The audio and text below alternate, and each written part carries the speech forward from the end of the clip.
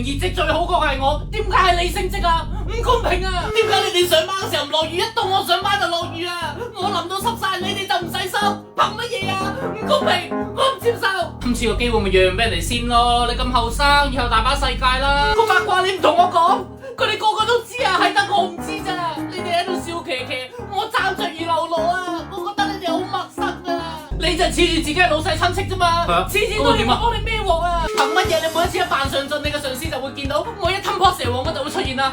而家好啦，佢覺得我好得閒啊，一諗到加班就諗到我啊！咁我好彩咯，食零食都唔會俾人發現啊！你食個咩嚟㗎？傻傻聲嘅。哦，我食呢個咪太平卡卡脆咯，上班壓力大啊，梗係要食啲解壓小零食㗎啦。佢有混合蔬菜同埋酸乳酪洋葱兩種口味啊，其中呢個酸乳酪洋葱啊，同埋啲賓士度食嘅酸乳酪洋葱貝果係一個味道嘅，好食。真係咁好食？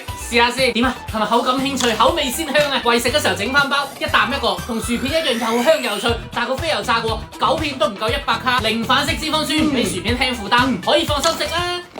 上班偷食，你遲到就梗係要扣錢㗎啦，人哋去跑業務啊，點同啊？唔公平啊！你個蛇王上司邊度揾㗎？我個上司啊，一日搏上位，乜鬼都攬上身做，做死我啦！大家一齊吞破蛇王咪幾好咯，根本就唔公平，我要上訴。講我啊，頂膽啊！